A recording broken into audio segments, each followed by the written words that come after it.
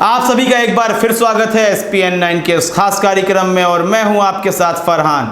यह जितनी भी मुसीबतें चल रही हैं, लोग मालगाड़ी के नीचे मर गए, सड़कों में चलते चलते जान चली गई, पैदल जा रहे थे, ये गलती उन्हीं की थी।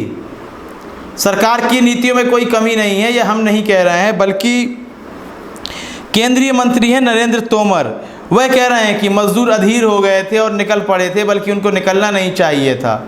और क्या कह रहे हैं हम आपको बता देते हैं। कमियों को कैसे छुपाया जाता है आप सीखिए। केंद्रीय मंत्री हैं ये नरेंद्र तोमर, केंद्रीय मंत्री हैं और क्या बात कह रहे हैं आप सुनिए। आप पहले यह बताएं, इस कार्यक्रम को अंत तक ज़रूर देखें। आप पहले यह बताएं, यदि आप कोई गलत नीति लागू कर देते हैं उसके कुछ दुष्परिणाम तो आएंगे ही, उससे ही तो आपको पता चलेगा कि यह नीति गलत थी।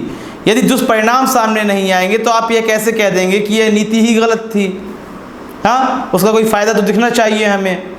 जब लॉकडाउन लागू किया गया तो उसकी आलोचना तमाम लोग करते हुए नज़र आ रहे थे, बल्कि कुछ ऐसे भी लोग थे जो बड़े बड़े पदों पर बैठे हैं और जो लोग प्रवासी मजदूरों की तकलीफ़ों को दिखा रहे थे तो उन्हें गिद्ध कहा जा रहा था।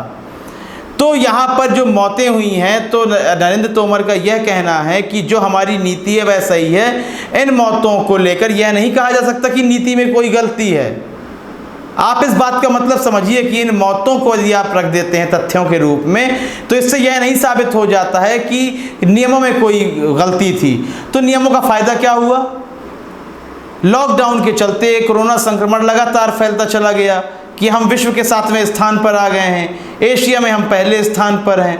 फ़ायदा क्या हुआ आप बताएं? और वह कह रहे हैं नियमों में गलती नहीं है, बल्कि मजदूर अधीर हो गए थे, वही निकल पड़े थे, उन्हें रुकना चाहिए था। 2-4 दिन तो भूखे रह ही सकता है कोई, 10-12 दिन रह लेते।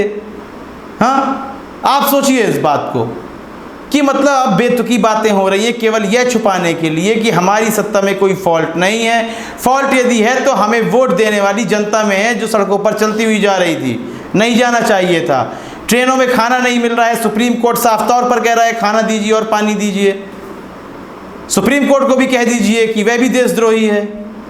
हाँ, वो भी इल्ज़ाम लगा रहा है, सरकार गिराना चाहता है, कांग्रेस के साथ मिला हुआ होगा। इन बातों से कोई फ़ायदा नहीं है, गलती मान लेनी चाहिए। नरेंद्र तोमर जो केंद्रीय मंत्री हैं, उनके संबंध में आपकी राय बहुत ही महत्वपूर्ण है। अपनी राय देना बिल्कुल भी ना भूलें। कार्यक्रम को लाइक करें, ज़्यादा से ज़्यादा शेयर करें और चैनल को सब्सक्राइब अवश्य कर दें। तब तक के लिए इजाज़त दीजिए। धन्यवाद।